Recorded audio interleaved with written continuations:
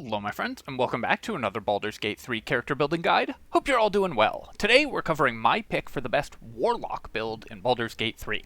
This was originally intended to be an update video to my previous Warlock build, because Warlock has actually received a lot of changes in patches to the way that things like Darkness and Fog Cloud work over the course of the game's lifespan, and so I really wanted to do an update video to bring my Warlock guide up to the modern era for Honor Mode and later patch balance and so on. But when I went back to look, I discovered that, in fact, of the 11 different Warlock builds that I have posted to my channel, I still have not yet done a monoclassed Warlock guide. So that's what we're going to be doing today. We're going to talk about Warlock as a Warlock and how you can get the most power out of this class and build the Warlockiest Warlock that you want to build. I'll still, of course, talk about multiclassing options and how to increase the power level of Warlock, but this goes out to the players who really just want to play the Warlock and have it be powerful, effective, and versatile the way that the class is capable of. Alright, let's get to the build. So what are we looking to build when we build a Warlock? The key word here, I think, is functionality. Warlocks are always useful. Warlock has what might be the single best default action in the game, by which I mean that if you don't have any particular action that you can take and are just falling back on what you do every turn of combat, Warlocks have the best. That is Eldritch Blast, which is just solid, consistent damage at range. You will always be able to use it. It works on every enemy in the game and will be able to apply excellent, consistent damage all the way through the game. Warlocks also always have their highest level spell available because of how Warlock spellcasting works, so you never have to compromise on the spell that you're casting in combat. That means that Warlocks always just work. They're sustainable through long adventuring days, consistent, and never useless, something that can rarely be said about other characters in the game. So when you're building a Warlock, you can fit it into just about any team, no matter what your party comp is, and it will always be an excellent contributor, and no matter the situation, your Warlock will always have something good to do every turn of combat. That's hard to overestimate, just the fact that this character is never useless, because very often in Baldur's Gate you'll end up with a character who just can't do anything useful on their turn of combat. That will never happen to a Warlock, so you'll always be providing value to your party. That theme is continued because Warlock is actually one of the most build-versatile characters in the entire game.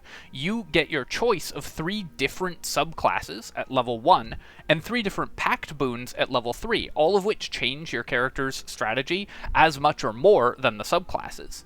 That combination means you have 9 different possible character builds when you're building a Warlock, and so you'll be able to fit this character into just about any party, no matter what you want to do with it.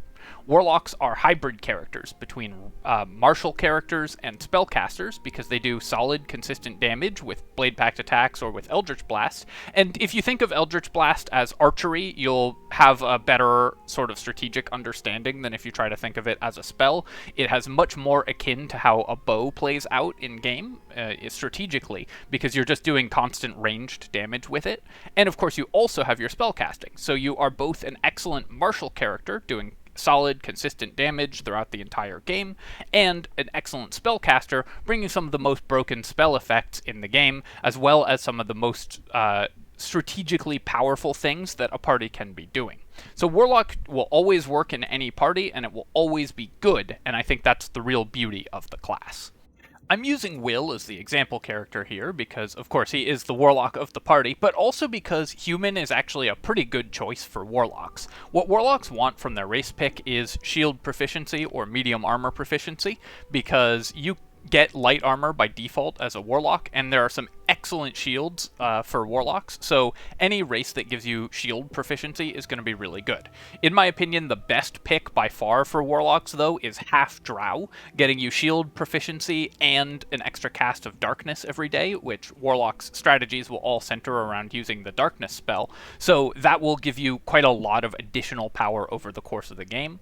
Other good picks, of course, include the ones that are good for basically every character, like Wood Elf, or especially Half Wood Elf, Dwarf Weregar for the out-of-combat invisibility, which can be very useful to position your Warlock appropriately, and Githyanki gets you medium armor, which is great, because you don't normally get that, and an extra cast of Misty Step every day, letting you get out of trouble more easily. All of those options will be excellent for your Warlock, but I think Half Drow stands just half a head above the others, but Human is also pretty nice, and so Wyll will definitely not be behind if you are building him as your Warlock.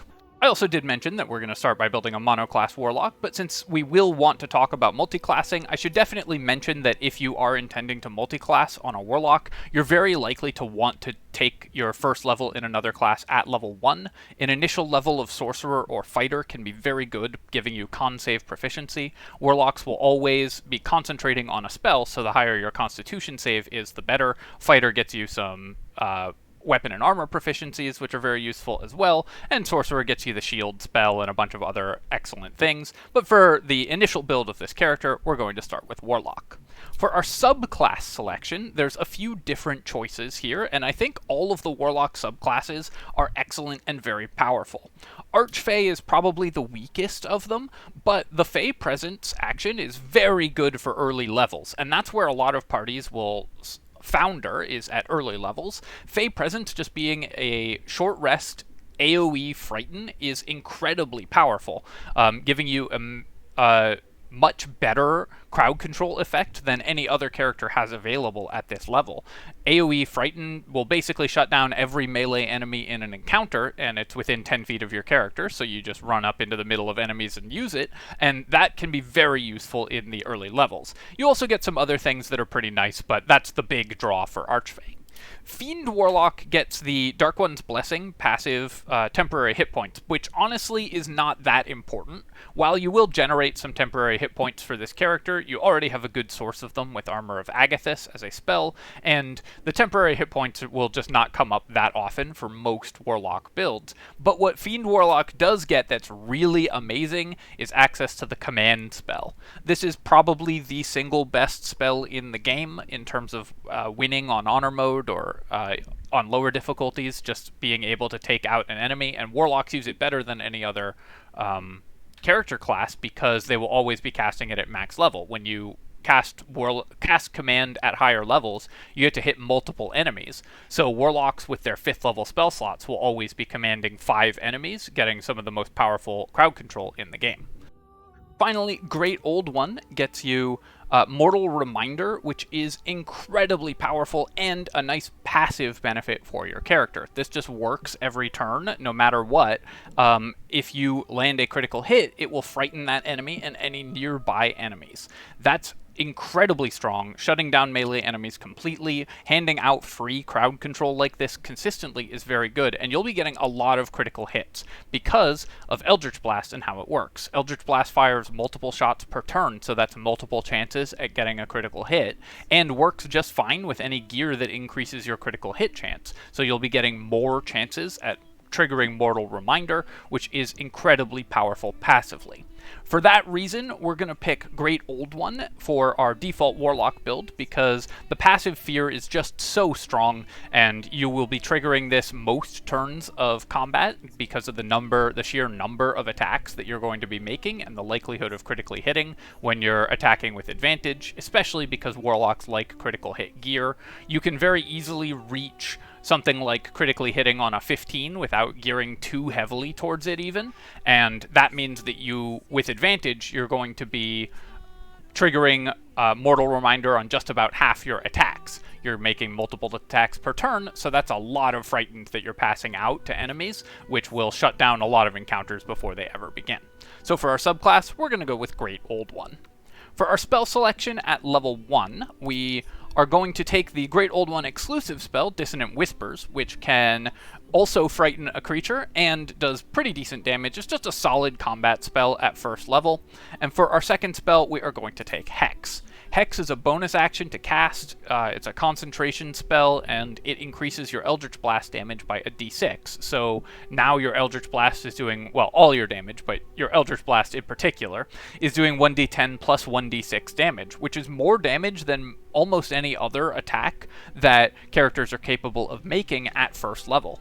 Warlocks get excellent damage right out of the gate, and Hex can be passed from enemy to enemy over the course of the day, so you don't have to spend too many spell slots on it. It just gives you an awful lot of consistent damage output at this level. Later on, we'll probably get rid of it, because there will be better things to concentrate on, but at early levels, Hex and Eldritch Blast is the gold standard for damage characters, and so that's what we want to do. For our cantrip selection, I mean, I've only said the words like 25 times, so we're of course going to take Eldritch Blast, and then which second cantrip you take is going to be a little bit dependent on what your party needs and what other features you have available in your party. If you don't have Minor Illusion elsewhere in your party, you definitely need Minor Illusion.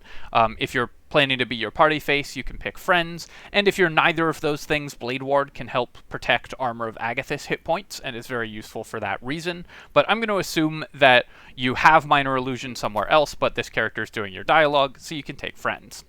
Finally, for our ability selection, this is very important because Wyll's default abilities are terrible. We definitely need to fix these. So let's go ahead and take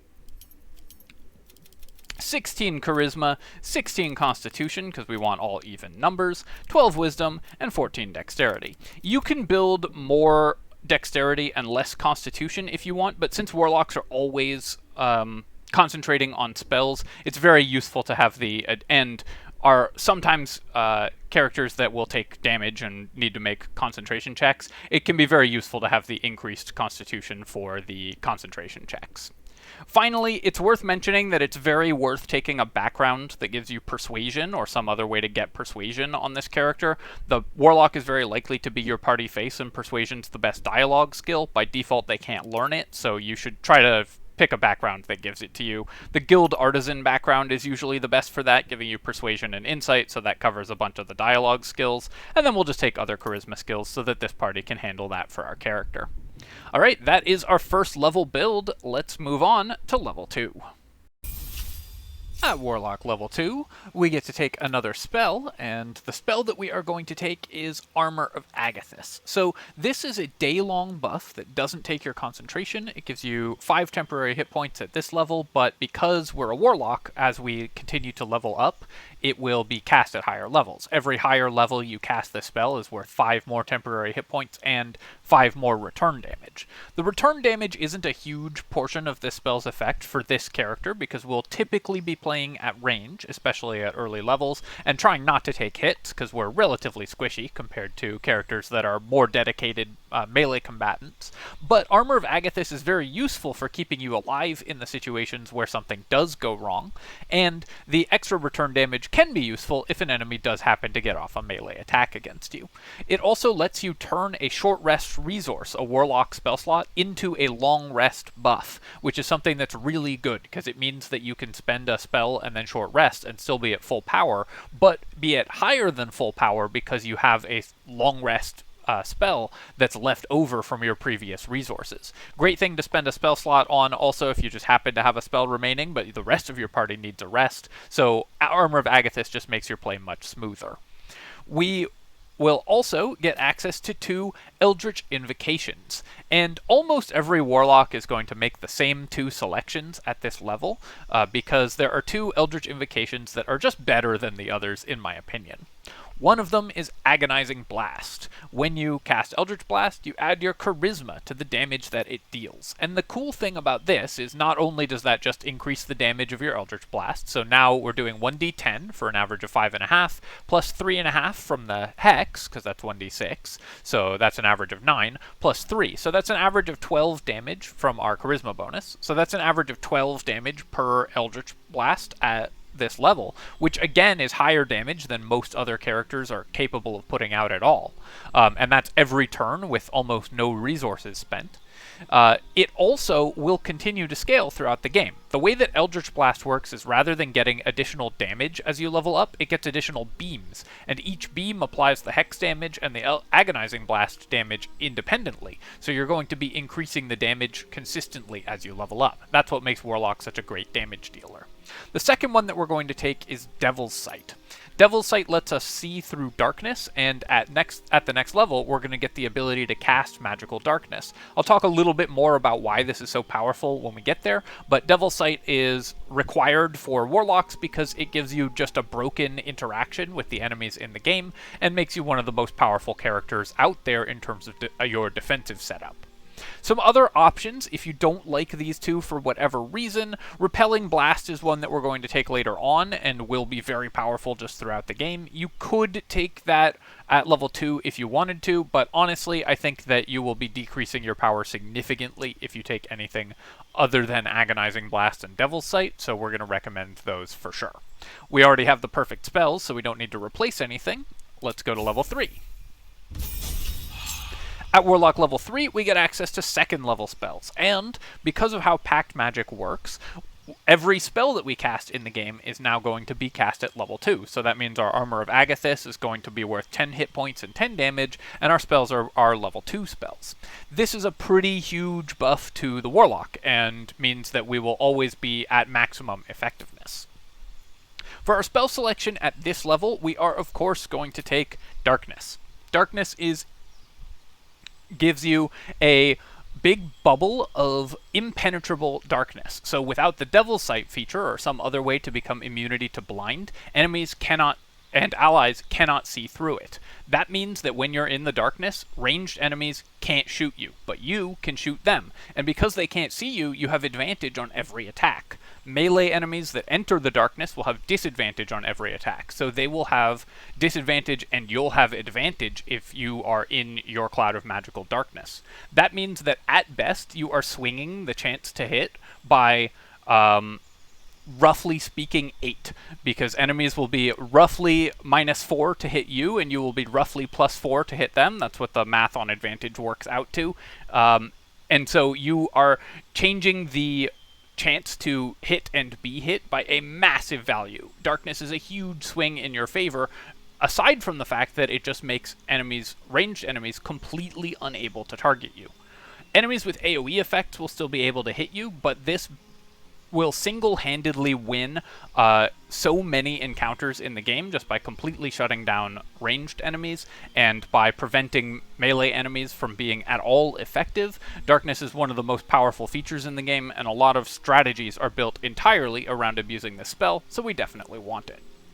We also get a Pact boon, and this is where the direction that our character is going to take really takes form. If we want to be a melee warlock, we take Pact of the Blade, and that lets us use melee attacks. Now, for a monoclass warlock, I think that you are better off not trying to be a melee character. Pact of the Blade warlocks really do want levels in other classes in order to maximize their effectiveness. So I think that we're going to stay with more of a sort of standard warlock, a ranged warlock that operates as sort of a hybrid archer and spellcaster, which means we're taking one of the other two. Pact of the Chain gets us an Imp or Quasit Familiar, which are very powerful and very useful for scouting and so on, but in Baldur's Gate 3 this is a little bit less useful because there's a story event that can get you a Quasit Familiar anyways, so rather than taking the Pact of the Chain upgrade, you can pick up the Quasit Familiar from the story event, which will give you most of the same effectiveness. Pact of the Chain is still very good, but I think in general in Baldur's Gate 3, you're going to be best off with Pact of the Tome. This makes you just a more versatile character and gives you a lot of additional options. Guidance is really good in every party. This is probably the single best spell in the game. I know I already said that about Command, but Guidance probably is the actual single best spell in the game, converting thousands of failures to successes over the course of your skill checks, and having multiple characters with access to Guidance really smooths out your skill checks as well. And Thorn Whip can be really useful as well because warlocks will often have hazardous terrain on the battlefield. You're going to be putting down AoE effects that ruin enemies' days, and so being able to pull enemies through that can be very useful. This combines extremely well with other characters that have hazardous terrain or surfaces as well by pulling them into them. So that gives you quite a lot of strategic versatility. Vicious Mockery you usually won't use on a warlock, especially not a ranged warlock, because you have Eldritch Blast, which is just a better combat cantrip, but the utility of Guidance and Thorn Whip is pretty nice, and the later spells that we get are really good. The major question here is whether to replace a spell at this stage, and I think that you will usually want at this point to replace Dissonant Whispers with Cloud of Daggers. It's a second concentration spell, or actually a third concentration spell, but honestly I don't think that's a problem because you will just be able to Eldritch Blast instead. Your usual fight is going to be to concentrate on a powerful spell and then Eldritch Blast for the rest of the fight. You don't really need non-concentration spells on Warlocks because you're just trying to pick the best concentration spell. Cloud of Daggers is really good because it gives you some AoE damage and also always works, which is one of the really nice things about playing a Warlock.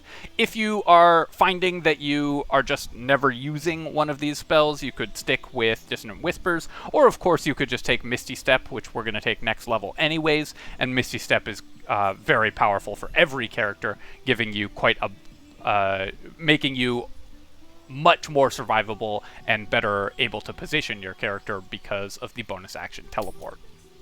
So I'm going to recommend this swap. There's definitely some differences as to how you play the character, which will determine whether you actually want to make this swap, but I think most of the time you're going to be better off doing it. At Warlock level 4, we get access to our first feat, and the feat that we are going to take is an ability improvement for Charisma. Warlocks just want as much Charisma as they can get, and improving our Charisma increases both our chance to hit with Eldritch Blast, the save DC of our spells, although you'll note that we don't have any spells that have save DCs at the moment, which is one of the nice things about Warlock, is they don't actually have to have save DC spells, and increases the damage that you do with Eldritch Blast as well. An alternate option, and I do recommend this if you are playing on Honor Mode, is to just take Alert at this level, because winning initiative is so important on Honor Mode, so you can definitely take Alert and delay your Charisma bonus to later on, but most Warlock characters will probably want to get the Charisma. You can take Alert at level 8, but Alert is just an incredibly powerful effect. Winning initiative is really good for Warlocks, because you want to set up the Darkness or the Hunger of Hadar to shut down the enemy's plans before they get to execute them. For our spell selection at this level, we're going to take Misty Step, because this is a critically important positioning tool for every character in the game. And for our cantrip here, we are going to go ahead and take Blade Ward, because this will let us protect our Armor of Agathys hit points. Or, if you don't have access to Bone Chill somewhere else in the party, you can definitely take Bone Chill. It's very useful against undead and healing enemies, so that can be some utility as well. Again, this is all assuming that you have Minor Illusion on another character. If you don't, you want Minor Illusion. Warlocks really want grouped enemies so that they can put their AoE effects on top of them, and Minor Illusion can be used to group enemies. So if you don't have Minor Illusion elsewhere in the party, you definitely want it on this character. At Warlock level 5, we get access to 3rd level spells, including some of the most powerful spells in the entire game. So firstly, we get 3 spells just for free because of our deepened Pact from the Pact of the Tome. We get Animate Dead, Haste, and Call Lightning. Animate Dead is really cool for a Warlock. This lets us summon zombies or skeletons, and it will always be cast at the highest level spell slot available to us, which is really nice for Animate Dead because it gets significantly more powerful as it levels up. This also, again, lets us turn a short rest resource, a Warlock spell slot, into a long rest resource, which means that we will have this army of summons able to follow us around, contributing even though we didn't spend a resource in that rest on those summons. So it's a huge boost to the peak power level of your character. Haste is something that's really nice for a Warlock, because the bonus haste action on Honor Mode lets you cast Eldritch Blast still at full effectiveness. Other martial characters only get a single attack, but you get all your normal attacks because Eldritch Blast is technically a spell. So you use haste just better than any other martial class on Honor Mode, despite the nerf. Now, having it on yourself isn't that good, because you're rarely going to want to cast haste on this character, because you have other spells to concentrate on in most combats, but the option is there, and it can definitely be nice to self-cast haste, or to cast it on an ally if there is a fight where you feel like you can't easily contribute. Call Lightning will come up in some scenarios where you need higher ranged damage, but is not going to be a huge boost to this character. But because of the wet condition in Baldur's Gate doubling lightning damage, there's definitely some circumstances where you can use it, but the big winner here is Animate Dead. We also get access to Hunger of Hadar. And Hunger of Hadar is one of the most powerful spells in the entire game, winning encounters entirely on its own. It's no save blinded, it's a huge AoE, it does a bunch of damage, it completely cripples entire enemy encounters, allowing you to win them very easily. You can also just see into the cloud because you have Devil's Sight. Finally, we're going to replace a spell, and because we now have a better concentration-based damage spell, we're going to replace Cloud of Daggers, because we'll always, any circumstance where we would want Cloud of Daggers, we would just use Hunger of Hadar instead, and we're going to go ahead and replace that with Counterspell. Counterspell gives us a reaction to stop what enemies are doing, and the power of Counterspell is based on the spell slot level that you use. Warlocks always have their highest level spell slot available, so Warlocks will always be counterspelling at the maximum effectiveness available to them. So they're not having to spend a higher level resource the way another character would be, and can just stop enemies in their tracks. You aren't using your reaction for much as a Warlock, so this gives you a really good reaction that can completely turn the tides of combat. Finally, we get an Eldritch Invocation, and that is going to be Repelling Blast, which lets us push enemies, again without a saving throw, we just have to hit them with the attack, so if they do escape our Hunger of Hadar, we can shove them right back in. That's something that is really useful, and also this character combos well with characters with high athletics who can push enemies around, and other characters who have AoE damage spells, especially concentration-based ones, because you can layer those and then shove enemies back into them if they ever happen to escape. A druid with spike growth or a character with wall of fire is a really good teammate for a warlock, for example. The other thing that's worth noting at level 5, because the hits don't stop coming, Warlock level 5 is one of the best levels in the game, is that our Eldritch Blast goes from 1 shot to 2 shots per action. At level 5, all cantrips improve, but Eldritch Blast gets an extra beam instead of an extra damage die, meaning that we are applying our Hex damage again if we're using Hex, we're applying our Agonizing Blast damage again, so we are effectively doubling our per turn damage, even on turns where we're not spending resources, just because we hit level 5, which is one of the awesome things about this character. At Warlock level 6, we get Entropic Ward, which gives you a reaction to give an enemy disadvantage. It costs a short rest cooldown, so there is a resource associated with this, but it's still pretty useful, and you won't get attacked that often as a Warlock, because you'll be hiding in clouds of darkness, or enemies will be blinded, so you can actually prevent a lot of the damage that might be coming your way with this ability. And we also get an additional spell. There's a lot of options for spells that you can take here, but I think that what we want is a panic button, so I'm going to suggest taking Fear. It's a cone, so it's usable in melee pretty easily, so if you do get stuck in melee, you can cause enemies to become fearful, which is weirdly different from Frightened, which is what we hand out with Mortal Reminder, but Fearful causes enemies to actually run away instead of just being trapped and unable to move, and is useful if we get into a panic button. This might seem like a lot of concentration spells, but that's fine for Warlocks who have a great default turn, just casting Eldritch Blast, so we can have the right concentration spell for the fight, rather than trying to spend our spell slots on sort of ineffective damage spells, because we just have a better damage spell in the form of Eldritch Blast than any damage spell we might take. At character level 7, we get to expand our spell list even further, because we hit 4th level spell slots, and the 4th level spells for Pact of the, for Great Old One Warlock are a little less interesting than for some of the other subclasses. Fiend Warlock notably gets Wall of Fire here, which is really good, but there's a couple options that are really nice for Warlocks. In my opinion, that the best one of these in general is going to be to take Banishment, because we already have a great AoE damage spell, so again, Evard's Black Tentacles you're rarely going to concentrate on just because Hunger of Hadar exists, you're just always going to concentrate on that instead. But Banishment can be used to target certain enemies with very low charisma saves, and just win the encounters against those. So Banishment just gives you a little more flexibility.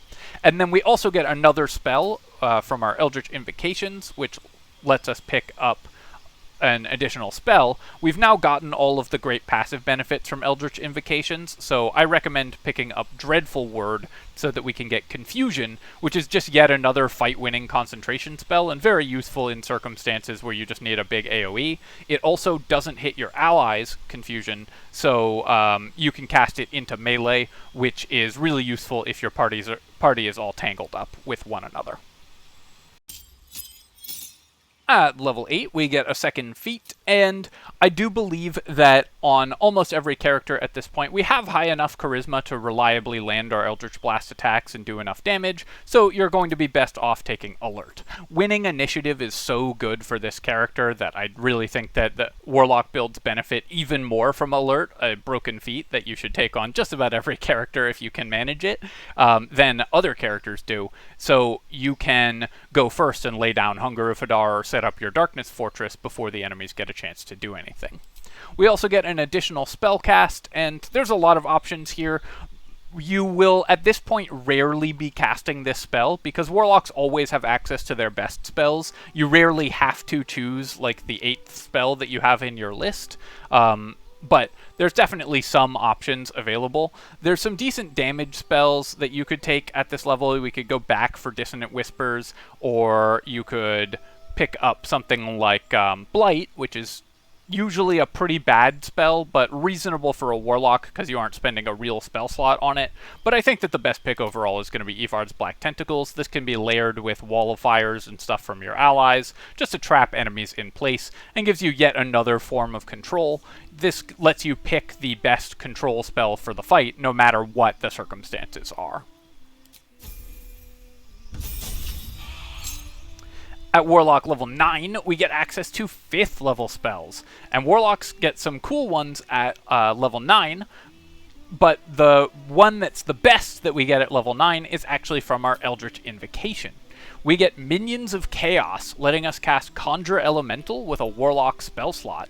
So Conjure Elemental is an incredible spell, and this is yet another way to turn a short rest resource into a long rest resource. This elemental will follow us around all day and will be a tremendous damage and utility boost to the party.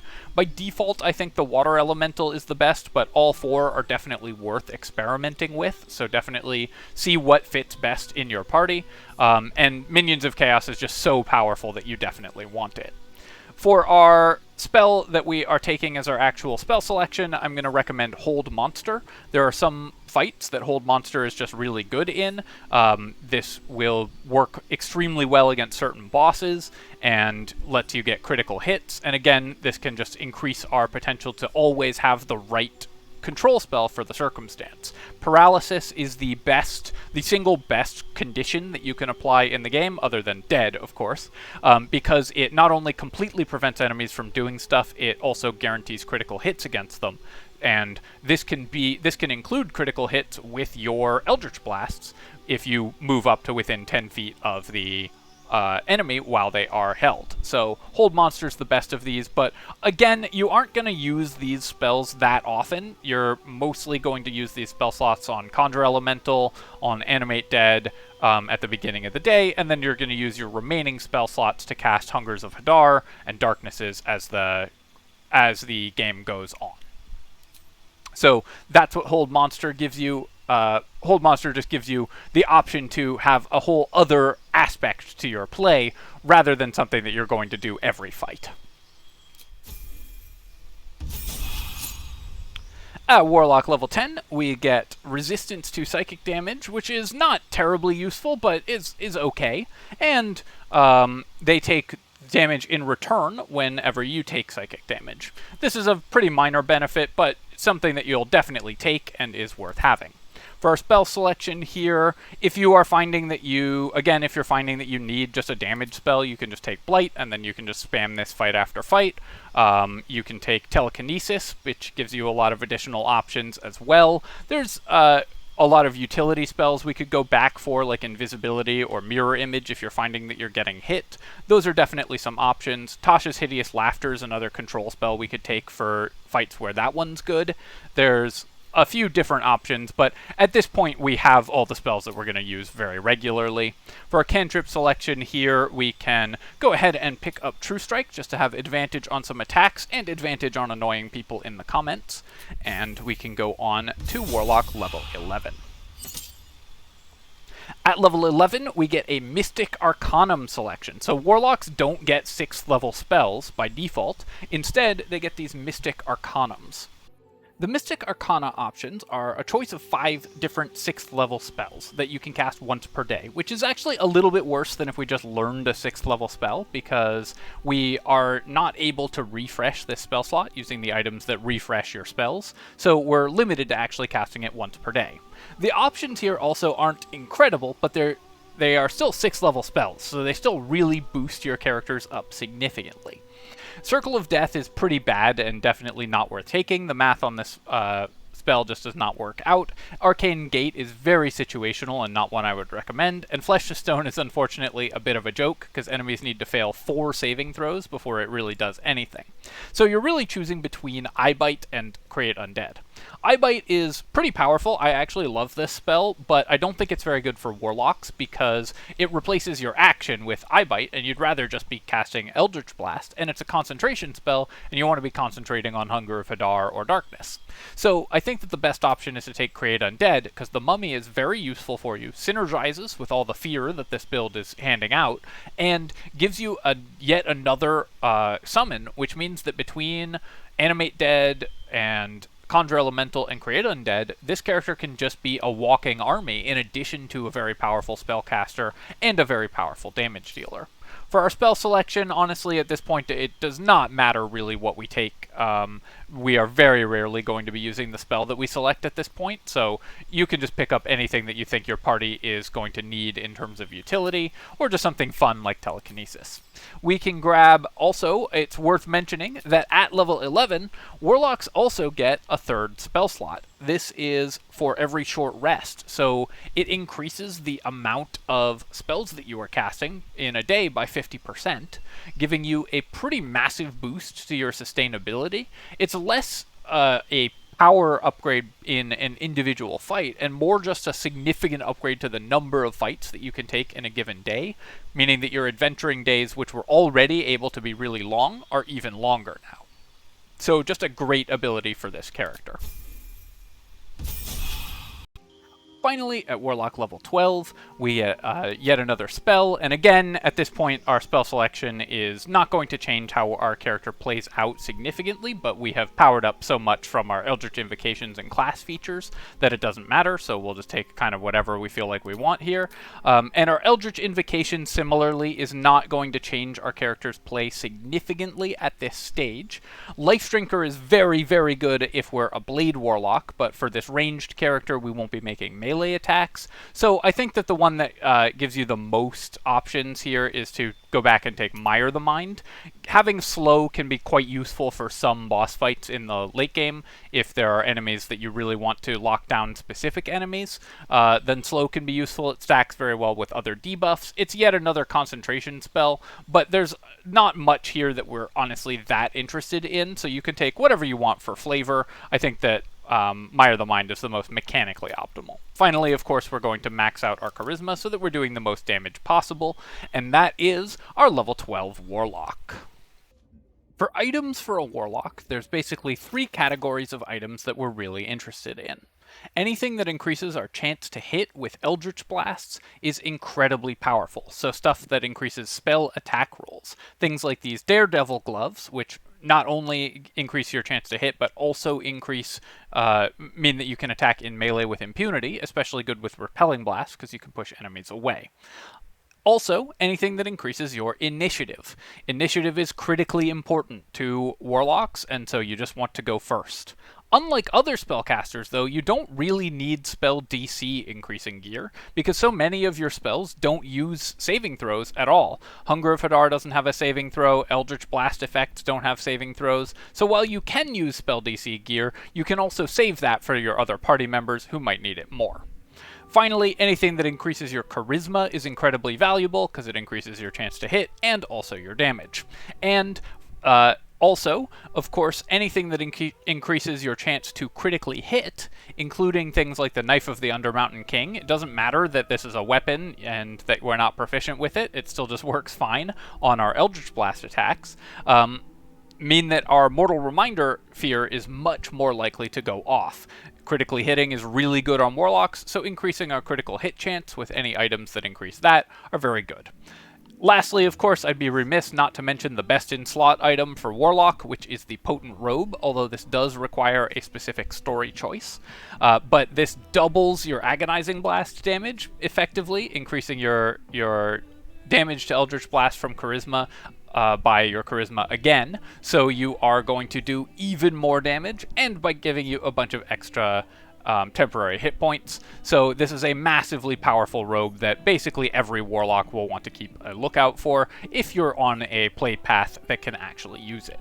Other than that, anything that increases your AC is still good, as it is for just about every other character, but that's less important for Warlocks, who will typically be hiding way in the back of your party, inside a cloud of darkness, or facing only blinded enemies.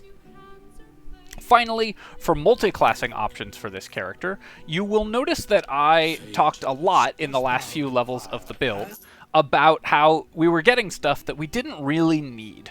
Warlocks really can benefit a lot from spending 3 levels of multiclassing, because the 6th level spell is nice, the level 10 upgrade is reasonably nice, but mostly we've gotten all of the power of the class in 9 levels. So that gives us 3 multiclassing levels to play with, to pretty significant bonuses for the character. 1 level of Cleric can give us an awful lot of utility, giving us great utility cantrips, as well as a tremendous amount of healing and just extra dimensions to the character. 1 level of Sorcerer can give us an awful lot of defensive options, as well as with Storm Sorcery, the ability to just fly as a bonus action. Warlocks often won't use their bonus action, so this gives you a lot of mobility in combat. It also gives you the Shield spell, protecting you quite a lot.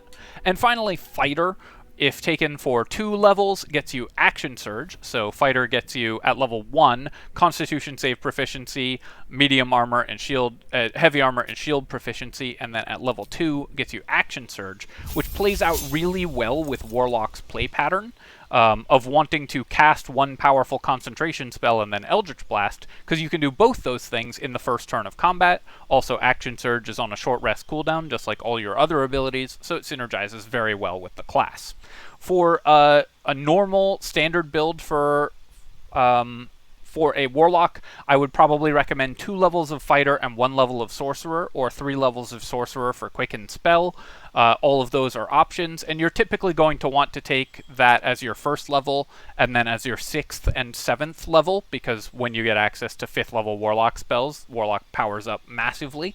So you would take, for example, Sorcerer at level 1, and then Fighter at level 6 and 7, or Fighter at level 7 and 8, excuse me, because you want to get to level 5 Warlock. So that's how you would multi-class the character. Alright, my friends, I hope that you have enjoyed this video and this guide to Warlock builds. And of course, as always, if you have, feel free to leave a comment and like the video. That helps me out a ton with the algorithm and make sure that people get to see these if they're looking for them. And you can subscribe to my channel for more of this and other strategy game content. Cheers, folks. I'll catch you next time.